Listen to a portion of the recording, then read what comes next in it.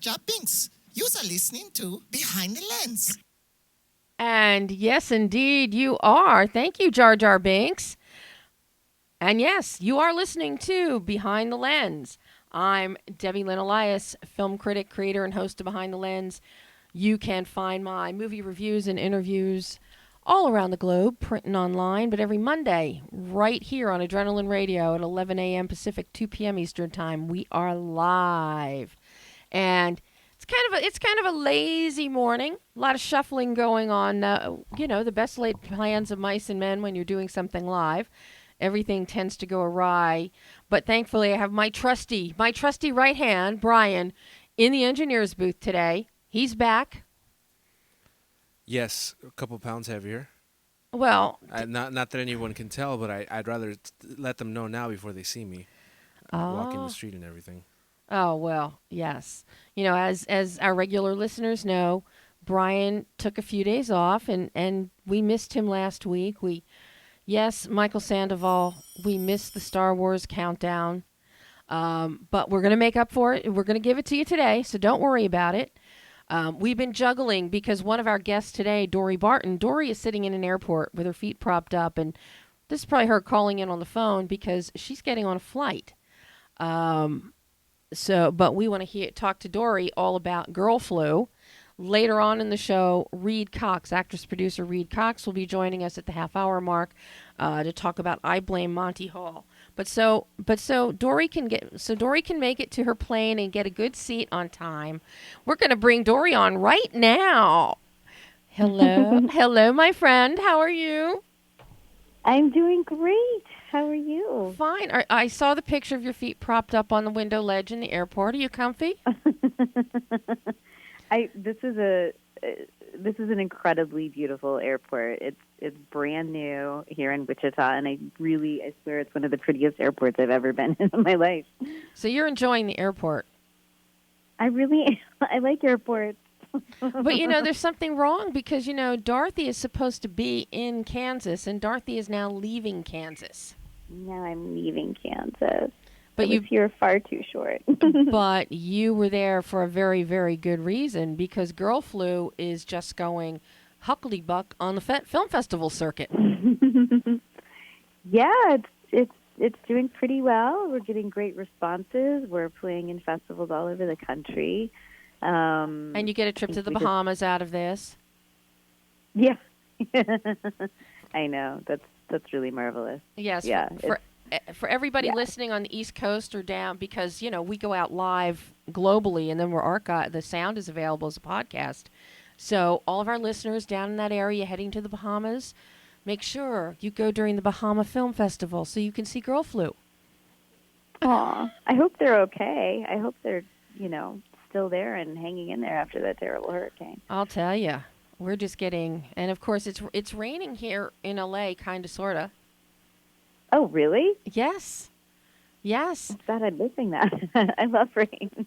Well, it's kind of sort of rain. It's spotty rain, but some of it's been nice. Of course, the inherent traffic disasters are occurring.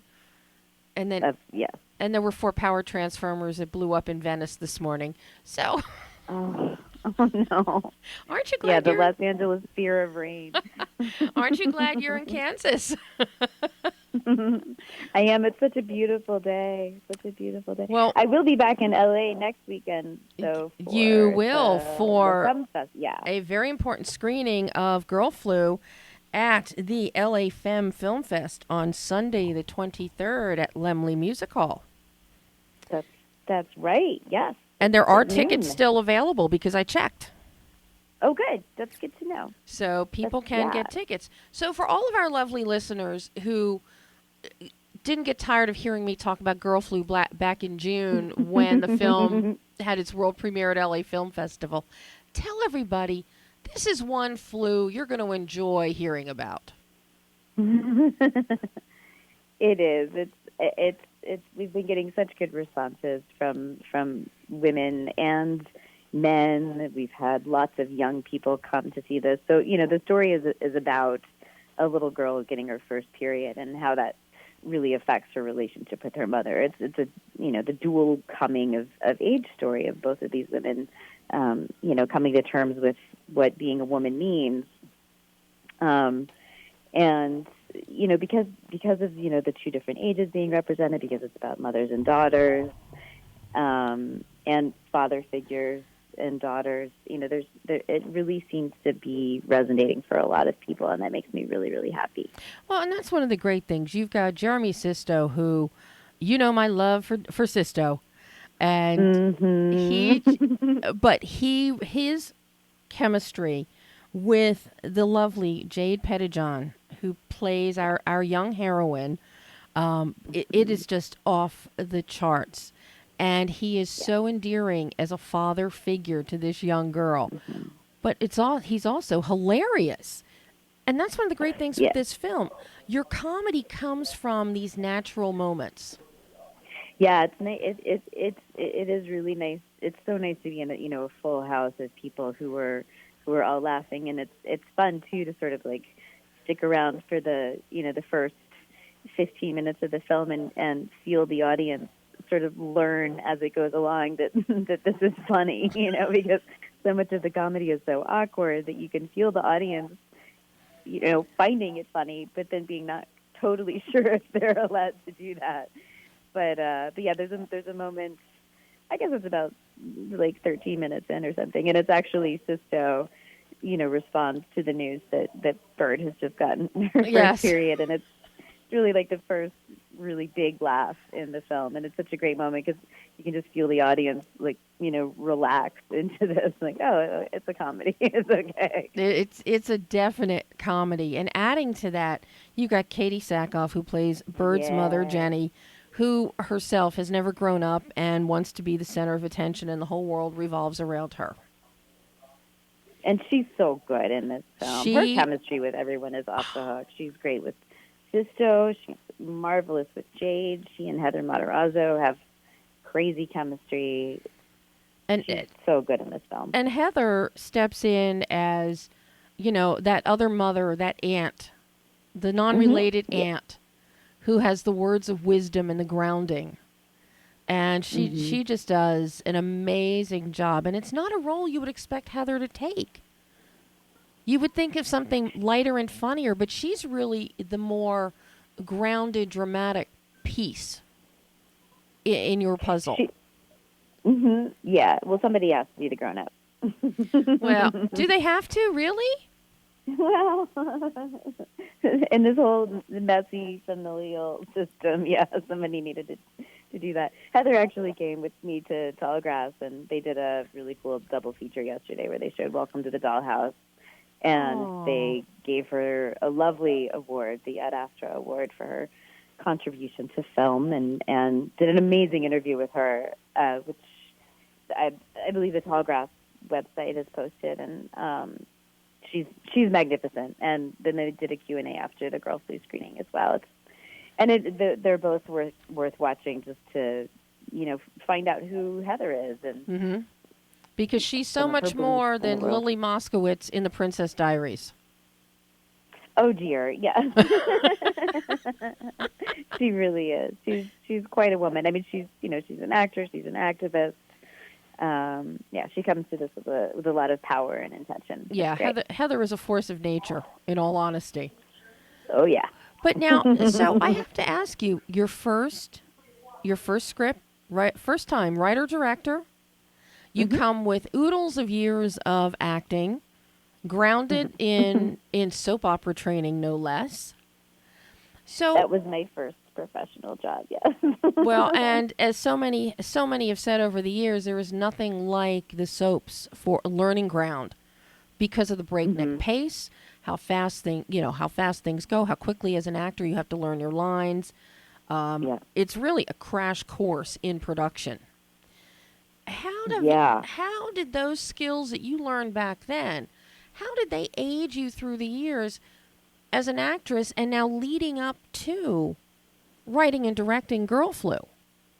I mean, it feels like a very sort of natural path to me. I've been doing theater since I was a little girl, and so a lot of my theater skills helped me survive the soap opera. Being good at memorizing, being fast on your feet, being light on your feet. Yeah, no, I was looking at it now as sort of like a whole, and of course, I don't know what's going to happen next, but yeah, it all feels like a very natural thing. When I think about all the film and television I've done as well, I realize now, looking back, that the people that I was most interested in every project I was on were the director and the cinematographer. Just really watching what they were doing, watching what their job was, trying to learn as much as I could about camera position and lenses, just out of curiosity, long before I had ever even thought about doing it myself. But I look back now and I realize how much I was picking up, because that's what piqued my interest. And of course, we can see that in Girl Flu, the palette that you and your cinematographer Alice Brooks have designed. It's beautiful. It's light. There's a lot of color. But then you work in tandem with your lighting and your framing, in tandem with the production design, with Alex's production design. And you guys really made that space within one house work for you to the benefit of the film.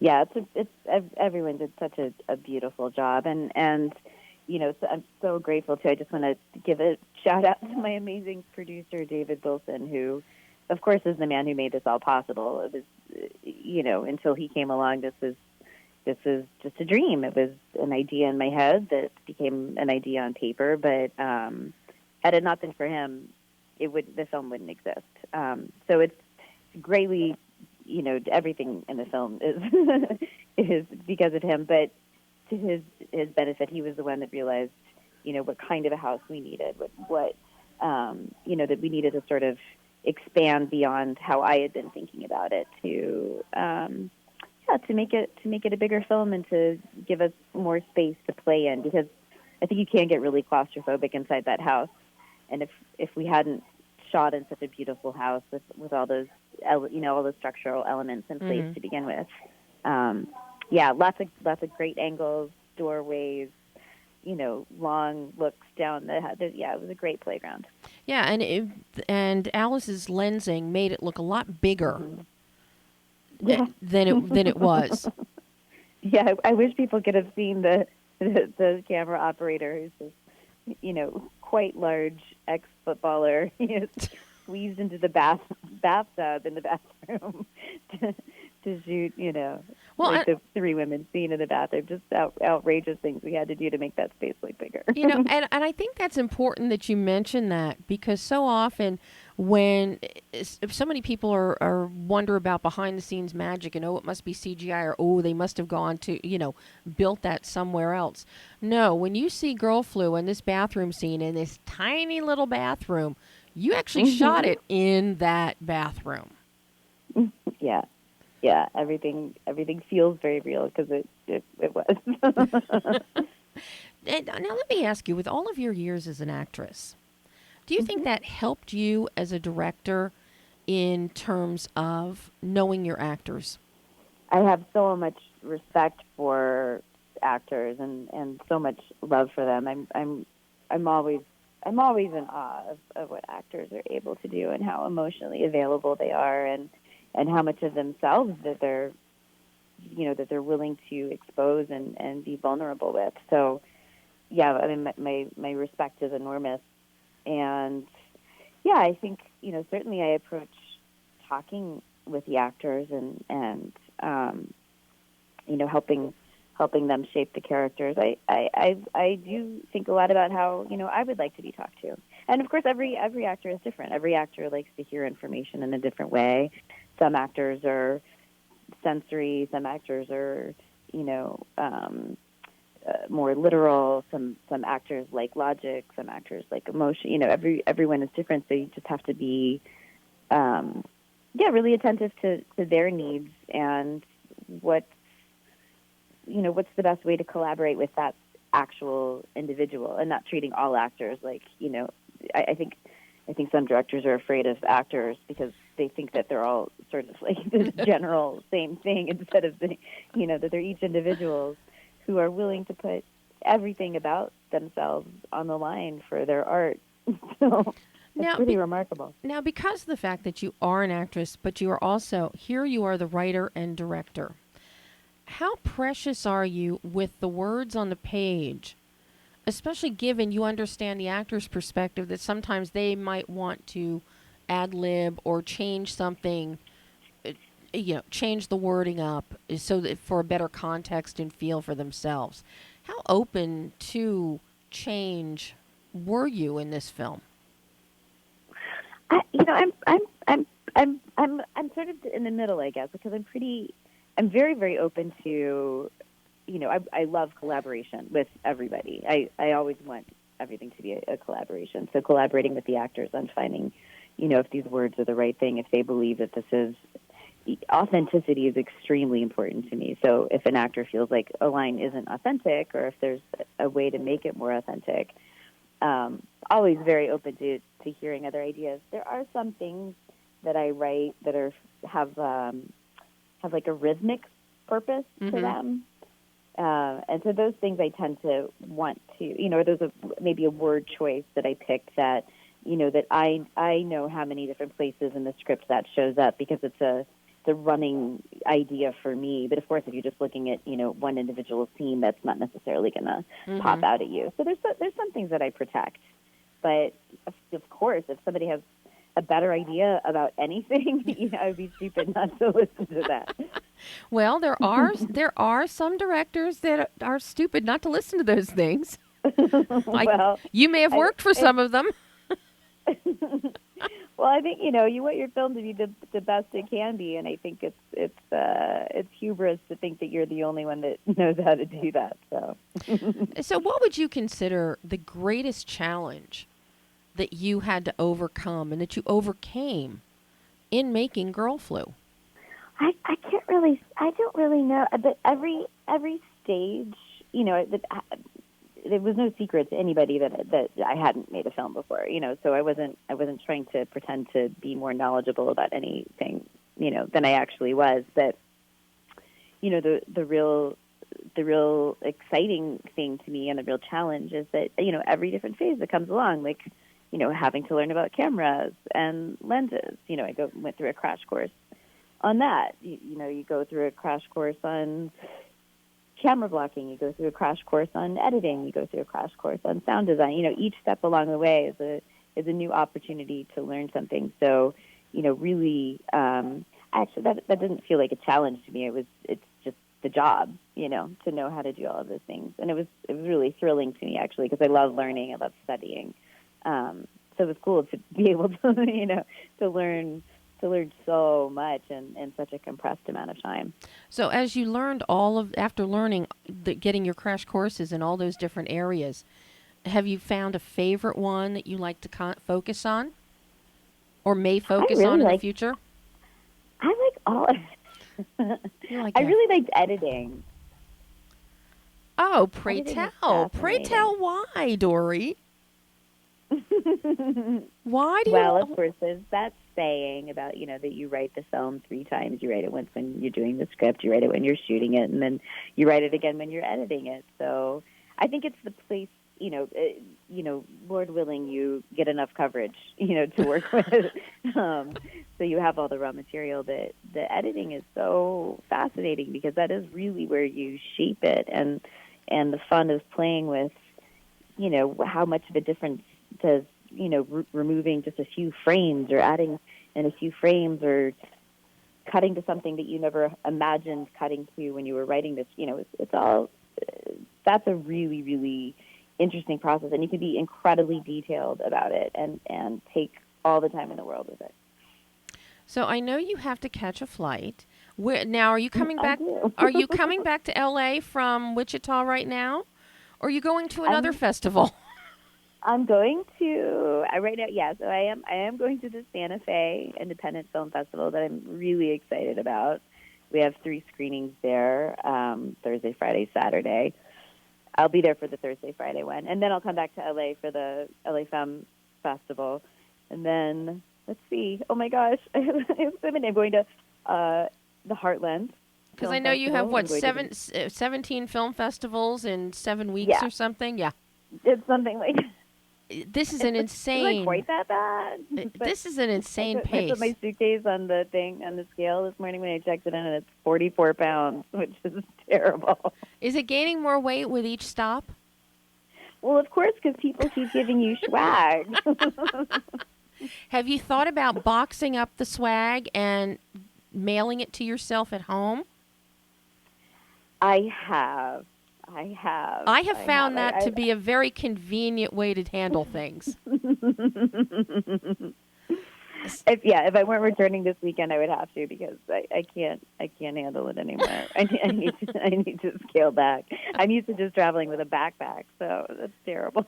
Now, will you be doing Q&As at all of the upcoming screenings at Santa Fe and in Beverly Hills? Yeah, I'll be at every. I won't be able to be at the Saturday Santa Fe screening, unfortunately, just because I have to travel back to LA that day. But I love the Q&As. They're really one of my favorite parts of the festival. It's so much fun to, because who wants to make a film in a vacuum where you never get feedback, you never get to talk to people, even questions that are, critical. I totally appreciate, because it's, all of it's going to make me a better filmmaker for the next film. But it's great to get a view as to, what the film makes people think and feel, and having a Q&A gives you an opportunity to try to, help them see it in a different way, if it's something that's troubling to them, or, it's who wants to make something, like a tree falling in the woods with nobody around sounds like no fun. Well, one thing I can attest to for everybody, Girl Flu is so much fun, and if it's coming to your neck of the woods, you should go see it, and then hopefully I'm going to try and make it over on Sunday to say hi myself. Oh, I would love that. As well, you should. I would love to see you No, there. I'm going to try and make it over on Sunday. I'm juggling, my schedule is like as bad as yours. So Crazy. Well, you go get on your plane. Have a lovely flight. Thank you. And thank you so much for calling in so that we can spread some Girl Flu love. Thank you so much for having me. It's always great to talk to you. Thank you so much. Oh, same here, Dorie, and I will see you soon. I'll see you soon. Have a beautiful day. You too. Bye-bye. Okay, bye. And that was Dorie Barton, writer-director of Girl Flu. And we're going to take a short break right now and hear about Vidiots and their Indiegogo campaign.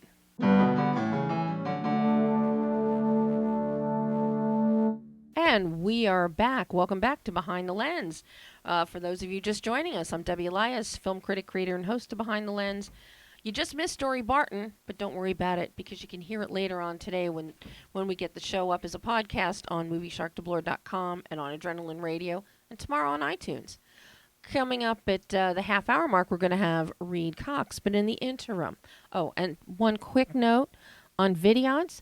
They have extended their Indiegogo campaign to, I believe, October 27th.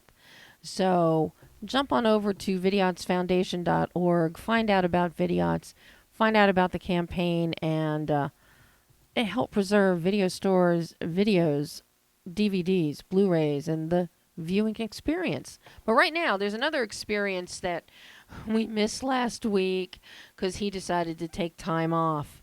Brian is here with... mandatory time off. It was what? Mandatory time off. Mandatory. Mandatory, yeah. Mandatory. What did I say? You said mandatory, but it's like as in man time off. Oh, no. It was mandatory. Is that how I say it? Yeah. I have a problem. My girlfriend makes fun of me for saying professional because I emphasize the pro. Oh. How do you say it? Professional. I say professional. That's okay. That's which I get made fun of all the time. Well, that's okay. I'm sorry, I stepped all over the intro. Well, here I am trying to give you a build-up for the Star Wars countdown. which we have missed. Do you have your countdown ready? I do, and we flip the order of the movies that we look at just because we're getting closer to Rogue One. We usually start with episode 8, but Rogue One, a Star Wars story, that comes out in 59 days, 12 hours, 33 minutes, and as soon as I am done speaking this sentence, which is going to end right now, it's about 35 seconds. Okay, now have you watched the new Rogue One trailer and posters No, yet? I saw the poster, but the trailer, I was busy with school last week and then getting back from vacation. That I saw a really bad. You know when Facebook posts videos on there, they're just horrible quality. So I haven't seen like a really nice HD version of it, but I did watch that bad quality one, and I did see Darth Vader for the 2 seconds that he's on screen walking towards somebody or something. He's just walking. Again, I've made mention that I was okay if he just walked in the background somewhere with a map, just trying to find his way around the Death Star. Since it's new, he's not gonna know where to go. But it seems like this is gonna be like a Darth Vader film, not a Darth Vader film, but he's going to be a prevalent part of it. Oh. Well, you know that will make me happy because you know I like Darth Vader. Oh yeah, Darth Vader. If there's a constant in any of these films, all 6 of them, it's Anakin or Darth Vader. So yeah. This one was not gonna go without a Vader-like character or Vader himself. So we needed a Skywalker, or else it's not a Star Wars story. Aha. There had to be a Skywalker involved somewhere. So I'm excited for this. I'm excited to see Darth Vader. Is any word on who's voicing him? Is it James? As far as I know, I was under the impression he was going to be doing it. I haven't looked it up because I'm afraid of looking up spoilers. Just anybody who's had any information about this film, but I'm sure it has to be James Earl Jones. Oh, Earl Jones. I forgot his name. Yeah. So, and now for the big one. Now, Star Wars Episode 8, so continuing on with... so, if you don't know, Rogue One is way before any of these films take place. Episode 8 is after Episode 7, which is after Episode 4? Rogue One takes place before the first 4. one that we saw, which was Episode 4. Yeah. So, it's in between the prequel, the trilogy prequel, and the tried and true 4, 5, and 6, New Hope, Empire, and Revenge. The Empire Strikes Back. Yeah. Yeah. So episode 8 comes out in 423 days, 12 hours, and 31 minutes. So that one is close to. Yeah, but I like 59. That's less than 2 months away. That, you know what? Remember when we crossed the 90 mark and we made such a big deal about it? Yeah. And that felt like it was last week. And now we're 59 days away. And I went to Target. Walmart's starting... Here's the cool part, guys, if you're listening. Walmart is starting to sell all their Episode 7 stuff on discount because it's no longer relevant. Oh. So I picked up a couple of Kylo Ren figures, the ones that were usually like $40, $50. I got one for about $15. A really nice die-cast Kylo Ren without his mask on. Everyone had already taken the masked ones, but I love Adam Driver anyway, and he has a cute face, so it doesn't bother me. But if you were thinking of purchasing any of those Episode 7 merchandise items from Target or Walmart, now's the time to do it because they're pushing them out at a discounted price to make room for Rogue One. That's right. Merchandise, yeah. So go pick that up. Oh, and we hear the phone ringing. So Brian is stepping away from Star Wars to answer the phone because I am sure that this phone call is our next guest, the lovely REID COX. And as soon as Brian's done playing with buttons, he's playing with buttons. We had to juggle everything around today for Dorie's plane flight, so. Okay, and now, here we have the very talented actress, producer, REID COX. Hello, REID. Hello, Debbie. How are you? I am fine. I am so thrilled to have you on the show, and thank you so much for juggling your schedule so we could accommodate Dorie's plane flight and all of that stuff. So of course, Debbie. I am thrilled to be talking to you today. I've been listening to your podcast before I came on, and I just love what you're doing. So I'm honored to be on your show. Well, the minute that your delightful publicist friend Mitch said, "Hey, I have a friend," and I said, "Ooh, yes, definitely." He said, "Would you like her on your show?" And I said, "Oh, yes, definitely." Especially when I saw this great short, I Blame Monty Hall. Wow, thank you so much. This short sets the tone of the month, really. we're in October. Halloween is getting closer. And this has a very creepy, supernatural kind of vibe to it. Yes, it does. I mean, We really wanted to make something that was really special, kind of in the vein of like the modern day episode of The Twilight Zone, like Black Mirror. You have these shows coming out now, like I said, Black Mirror, and they're these one episode short stories, and we really wanted to tell a story within a short time frame, which was 10 minutes on the dot. isn't it 10 minutes and 16 seconds? With whatever you say it is. No, I didn't. Now, I have to ask, because this is also the first time you're producing. Yes, it is. It actually is. So what, and I mean, your resume, you are no stranger to indie film. You do shorts after short after short after short, which, I mean, number one, it just helps you hone your craft. But number two, it's given you good insight into indie filmmaking. Yes. I tell you what, I love making movies. I just really love being on set. I love everything about it. And the number one piece of advice I give to anyone in the industry, whether they're an actor or they want to direct or write, is make your own project, make your own stuff, because you learn so much. And I've always really loved, you know, connecting people and putting the pieces together. And even when I'm on a set and I'm not acting in a scene, I'll watch in the corner because I just love it. And I really wanted to make something. And my friend Ben Melman of I Blame Monty Hall, we would always be collaborating in the weirdest ways. We would take pictures in my basement that looked like they were film stills, and we were always collaborating and trying to find something to work on together. And I live in this very old craftsman house in Hollywood, and it has so much history and this really creepy vibe. And we were like, hey, we've got a free location. Let's make something. And I tell you what, I learned so much through producing this film.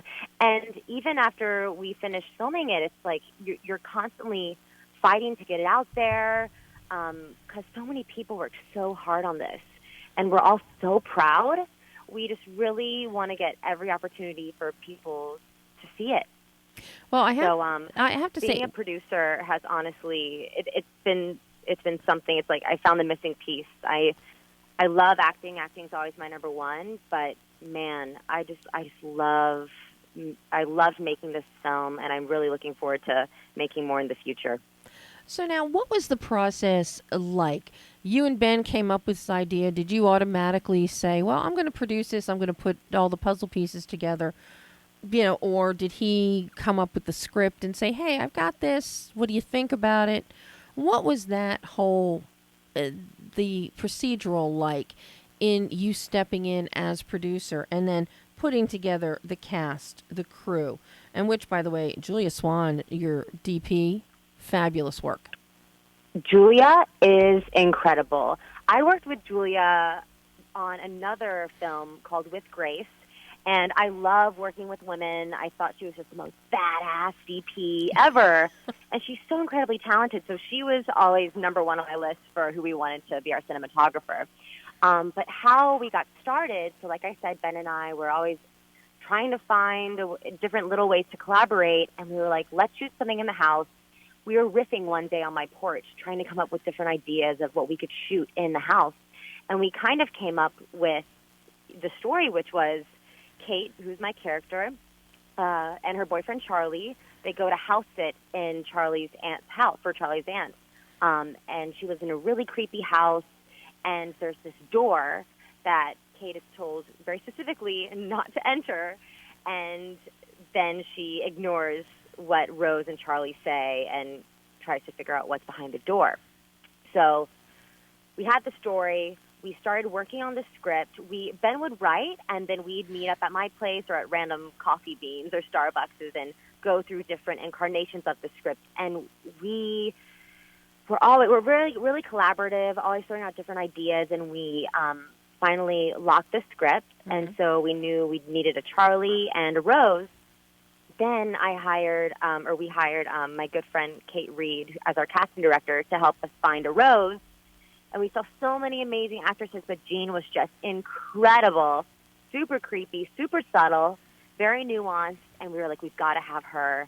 And then Ben, who I've known for years, and Ben's also a friend, Ben Gavin, who plays Charlie. You have two Bens. Ben Gavin and I have always been creating different things together and working together on many other projects, and I knew I wanted him to be a part of it. So we had our cast, and then it was basically just like pulling everyone that I've worked with before, pulling every favor, and just making this thing happen. And I tell you what, I honestly, Debbie, did not think it was going to happen until after we had wrapped. Oh, my God. You know how it is when you're making something, like up until the day, you're like, is it even going to happen? Like, you're putting out all these fires, and and I really, truly can't stress enough how important it is just to have the end goal in mind. I was just like, no, we're going to make this happen. We're going to make it happen. And then we did. We pulled it off. And then we had an amazing editor, and all these amazingly talented people were giving their time to help us make this low-budget little thing that we all just really believed in. And I tell you what, people just showed up and gave 110%, and we're really proud of the finished product. Well, I have to say, what stands out here, and this happens so often with the low-budget, no-budget films, be they short, be they features, when you get people involved that are truly passionate about it, it comes through not only in the work, but in the creativity behind the work, because you don't have the money to go do special effects and CGI and all of this. So you have to work with the tropes and trappings within your realm. And here, what you all did, and here again, it's applause to Julia for this, with her lensing and the different angles that she was using, and a lot of camera pullback. And then you've got great sound editing and a mix between Ian Reese's scoring, and the pulsating, drum beating of that matches to Julia's, some of her pullbacks and some of the motion transfer. And it's just, people don't typically come up with this and apply themselves to see this level of creativity unless you have no money to go and just, we'll do it artificially. No, you've got to do this. You have to apply yourselves to achieve this work. I couldn't agree more. And Ian Reese, my goodness, he just came on. And I mean, when Ian visited the set, he was just the coolest dude. And then when he came up with, he did everything. We had this really creepy instrumental music throughout the short, and then the credit music. It's kind of like a bit of a surprise, and when people watch, they'll see what I'm talking about. Totally unexpected. Wrote that too.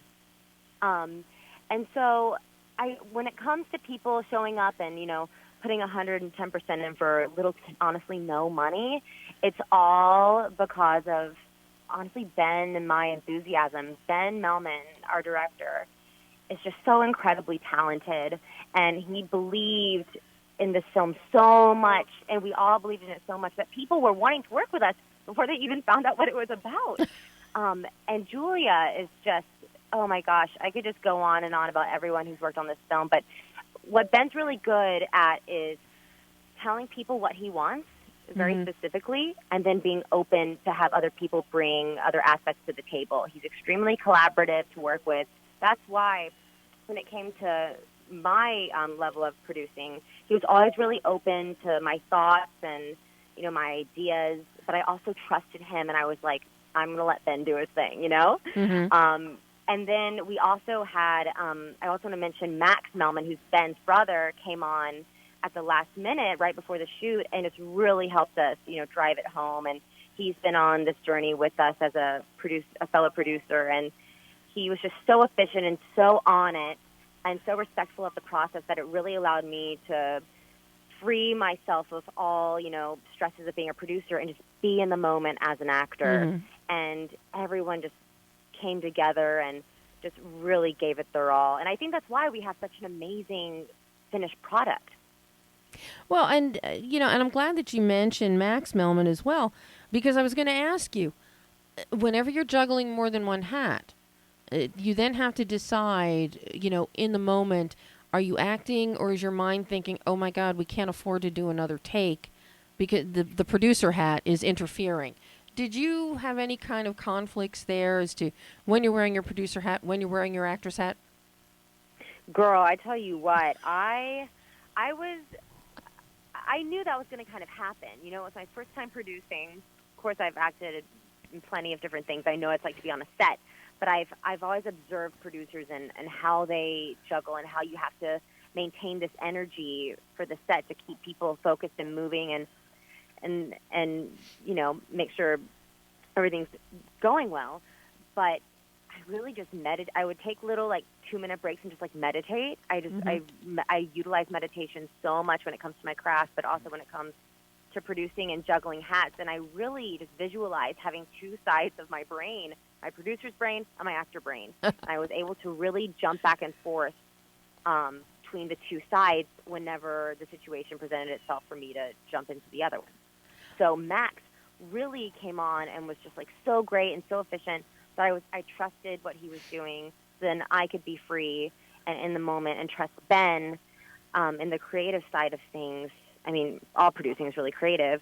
But yeah, it was a huge learning experience, Debbie. I mean, I really learned a lot. I'm looking forward to producing and acting in the same project again because I feel like I know a lot more about it now. But ultimately, not to toot my own horn, but I was actually really proud of myself. I felt like I was able to really stay focused and look at, and take it scene by scene and minute by minute. And I really loved that challenge.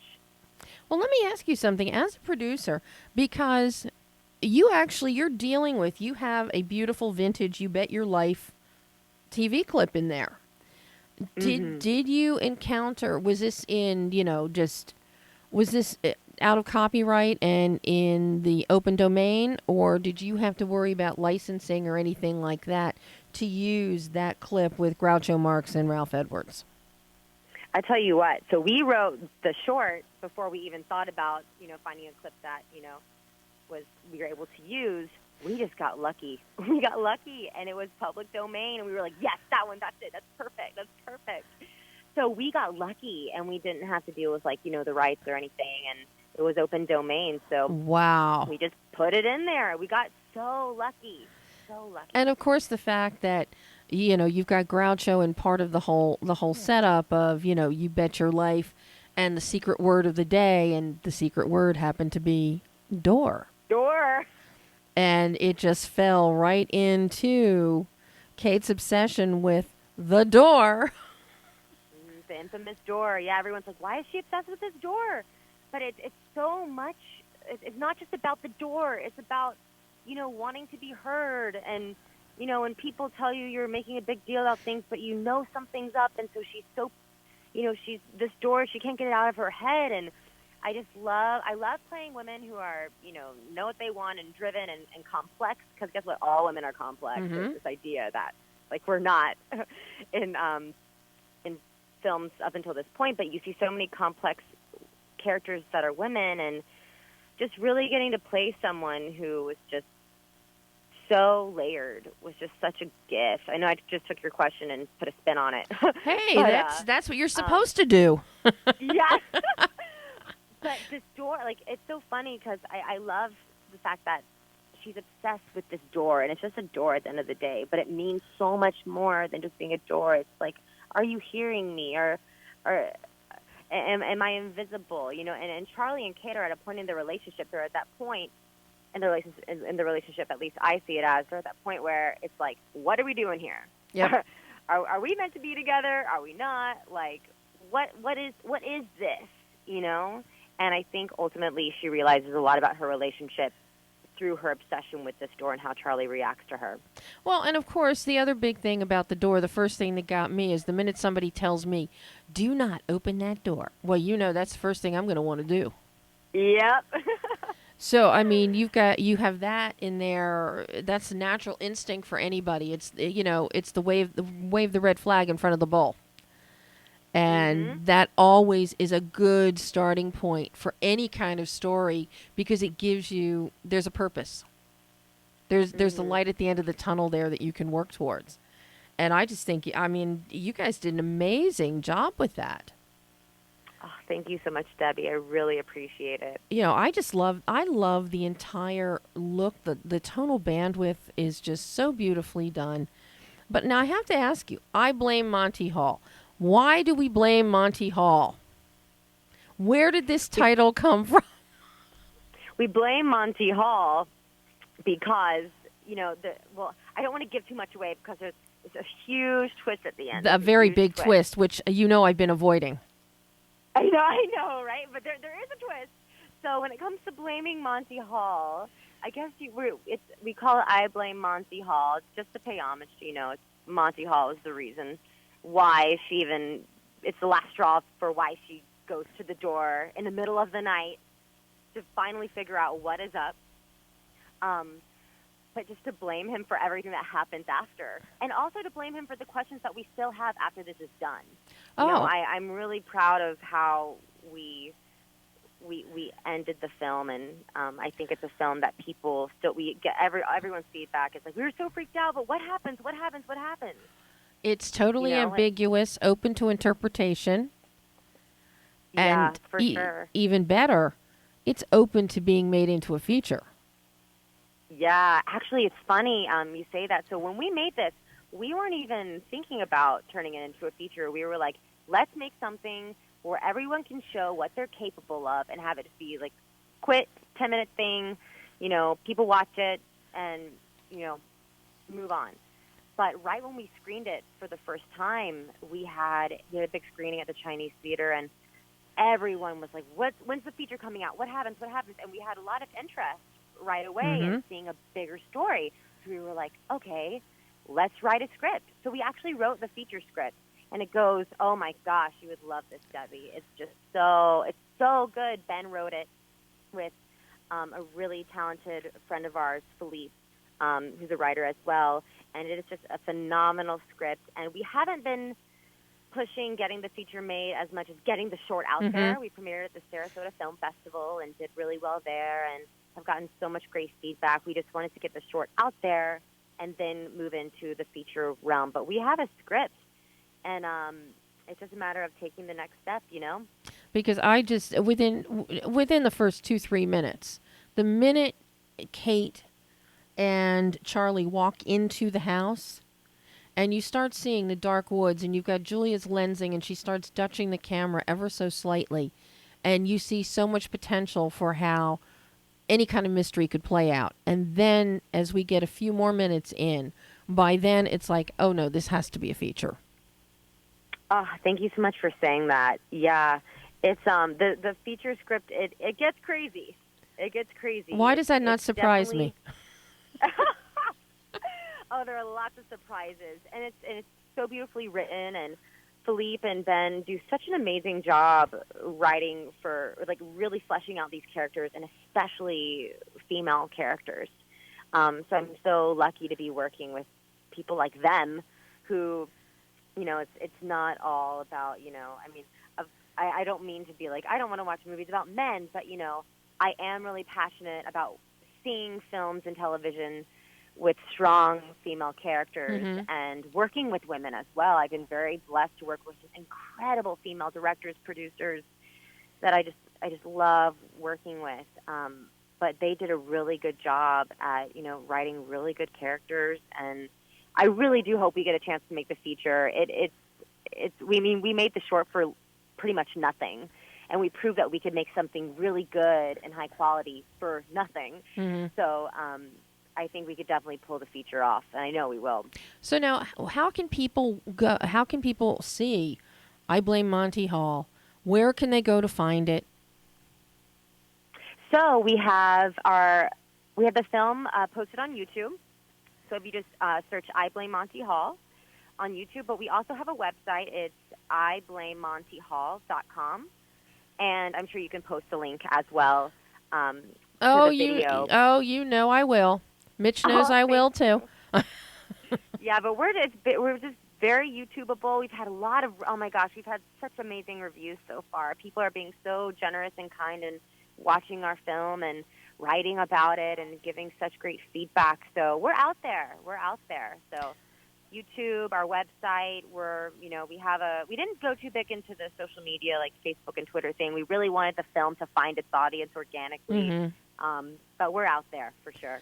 Well, I think everybody should see it. Take 10 minutes and 16 seconds out of your day and watch I Blame Monty Hall, because it really, there's a lot of talent, there's a lot of value, and it's, and it will have you sitting there, wondering and with a creepy vibe just for Halloween.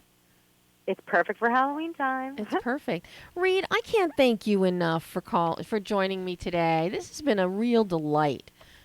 Oh, Debbie, thank you so much for having me. Like I said before, I really love what you're doing, and it's a pleasure. I'm really looking forward to the next time. Yeah, you are coming back.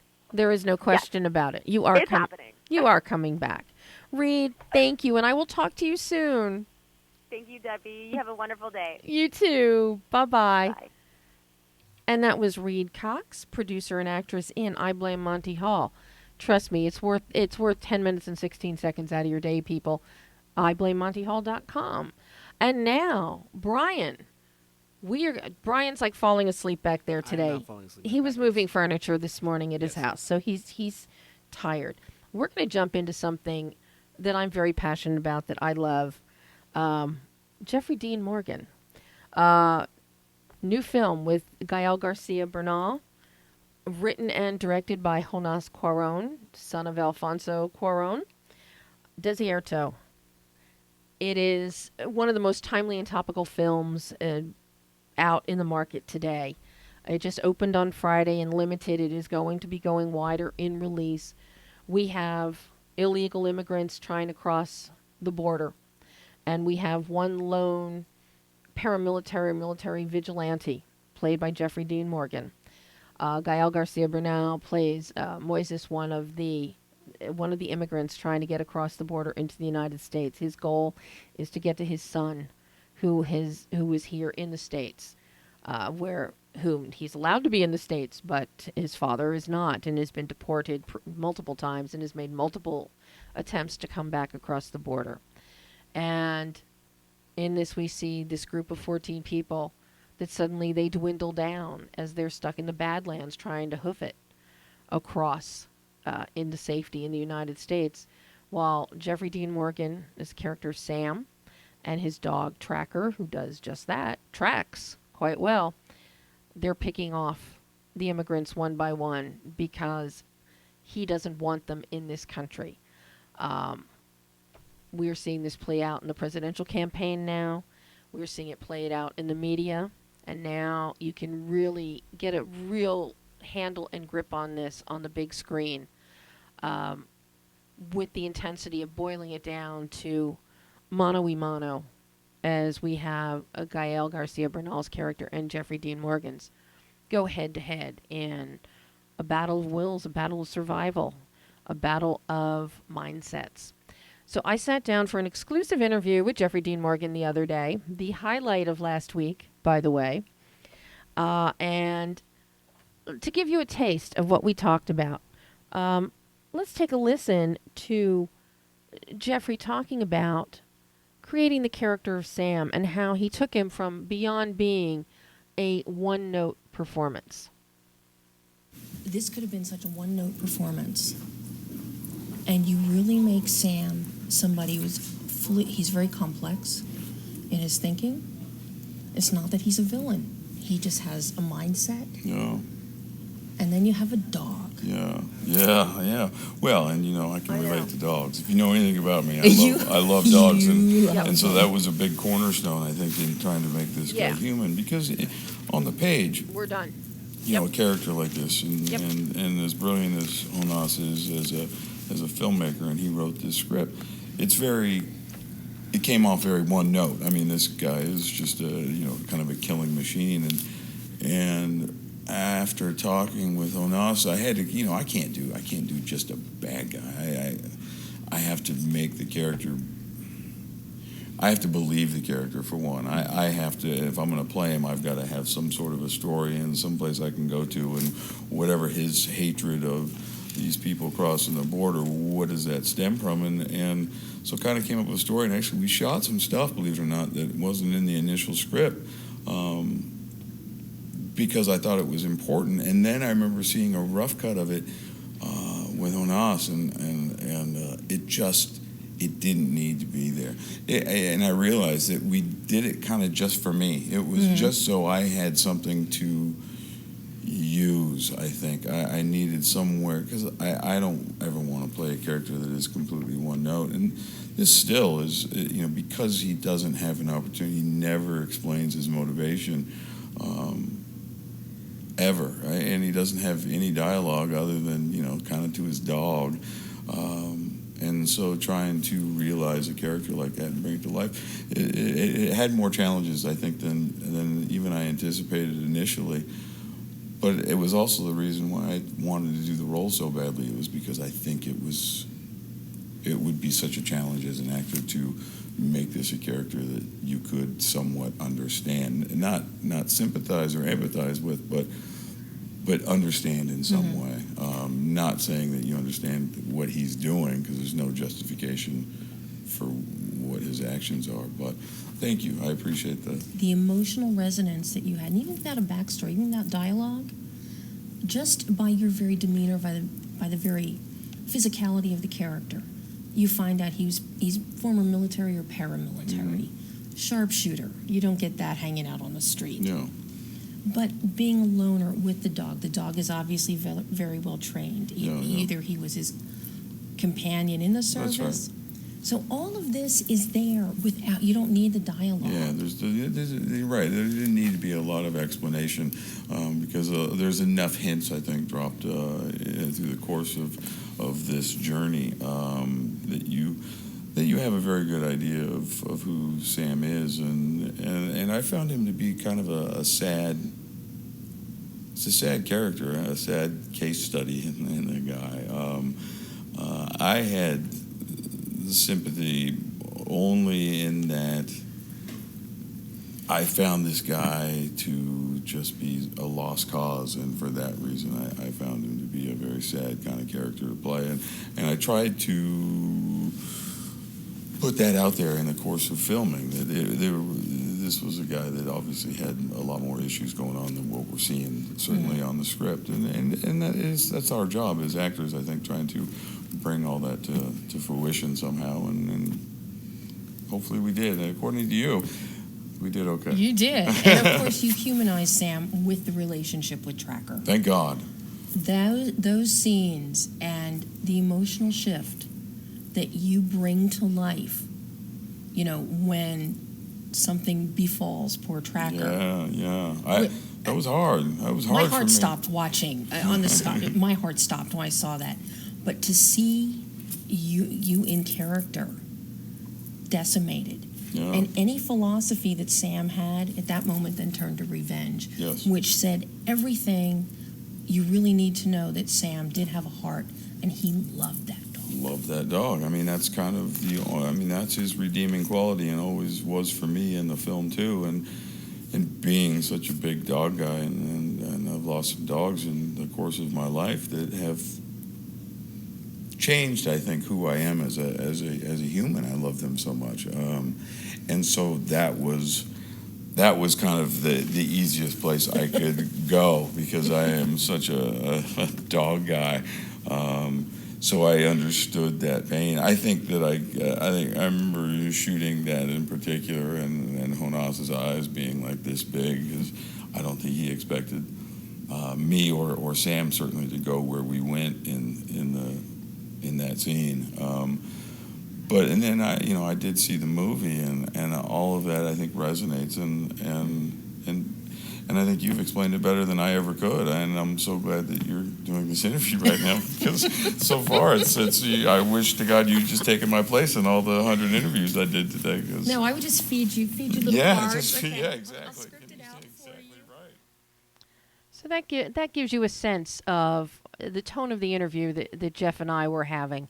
The whole interview will be up on my website, moviesharkdeblur.com. We'll hear more from Jeffrey Dean Morgan next week. Next week, we also have John Hickman and Brian Terwilliger are going to be joining us live. In the meantime, I'm Debbie Elias. This is Behind the Lens. Until next week,